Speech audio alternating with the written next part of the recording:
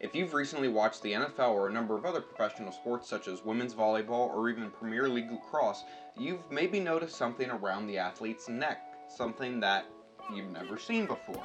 This device is called the Q collar, and it's what the founders hope is the next step in concussion prevention. Unfortunately, one of the largest commonalities amongst all sports is injuries, and one of those injuries that has been being moved to the forefront of our focus in the last few years, especially with the NFL, has been concussions.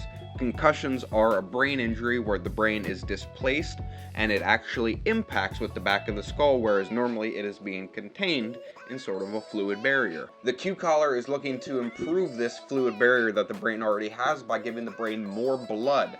And to do this, I would like to look at it a little bit today and discuss what the company is aiming to do. As many of us are aware, the woodpecker is one of nature's marvels, and one of the most interesting things, at least to me, is how they're able to withstand so many concussive impacts over and over again in such a short period of time. And the science behind that is actually very interesting. You see, the woodpecker actually has a very long tongue, and while it is not reaching for grubs or other insects in trees, that tongue actually wraps around the brain of the woodpecker and gives it an additional layer of cushion so that it doesn't hurt itself continually drilling into trees and other materials. And according to the inventor of the Q collar, the woodpecker was a large inspiration for the device he created. To try and simplify things as best as possible, when you see the Q collar, think of it as applying small amounts of pressure to the carotid veins in the neck, or the carotid arteries I should say. While a large amount of pressures in this area can actually lead to an obstruction and cause the individual to faint, the Q collar aims to only add a little bit of pressure to those arteries to ensure the brain contains a larger amount of blood than it may normally would. Gregory Meyer, the researcher leading a lot of the Q collar's development, has come out and said himself that the Q collar is not a magic bullet. It does not prevent concussions. They then explain that the point of the device is not to explicitly prevent an individual from enduring a concussion, but it is in fact to minimize the amount of impact that that individual endures on the continual hits that happen every play. For example, in the NFL, when linemen collide or when the running back takes a hit, every single play, whether or not they have a concussion, they are taking a little bit of a hit. And over time, those hits can become incredibly detrimental to the individual. As with any new piece of technology, the Q collar has a lot of detractors saying that it's just a piece of quack technology that the individuals who created it are looking to use to get a buck off of the increased concussion scare over the last few years. One of the co-inventors, an individual by the name of Dr. Fisher, has actually went on the record saying that if it does nothing, the individuals wearing it lose nothing. And that kind of attitude is perhaps inspiring a lot of the negativity around the Q collar at the moment. As somebody with a degree in biology and currently studying to be a nurse, I gotta admit, the Q collar makes a little bit of sense. When you think about how injuries to the brain occur, it's about movement and it's about the brain impacting with different sides of the skull. And it's interesting to hear because you wouldn't, at least I wouldn't have normally thought of giving the brain a bigger cushion on the inside. A lot of helmet technology and a lot of concussion research and development has been focused on giving the brain an exterior, cushion, a better helmet.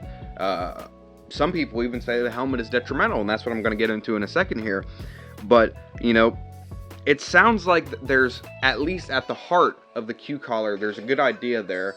But again, the science is still out, and the studies themselves have been met with a mixed response on their plausibility, and I should say validity, not plausibility, and just whether or not that they are valid in proving that the Q collar does indeed help in the prevention in brain injuries over long-term usage. Finally, I want to touch on arguably the biggest issue people have with the Q collar, and you'll find it in this article by Matthew Futterman on the New York Times, is that perhaps the Q collar just gives the athletes a false sense of safety, and that in fact ends up with them hurting themselves more.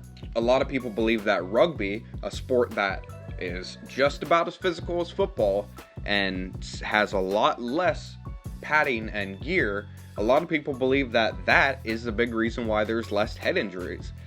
The belief is that when you have this piece of armor, this protective battery, you're going to use it. And unfortunately, we see that all the time in the NFL. Players leading with their head, and players doing a lot of damage because that is the most effective way to go about getting down their opponent. If this is the case, obviously the Q collar could be a lot more dangerous than even the creators seem to think. If it just gives a false sense of hope, a false sense of security, then obviously we're just going to have an instance of more, maybe not more injuries, but we're going to have continued injuries, and it's going to be something that people are going to look at the situation and wonder, how do we make it safer?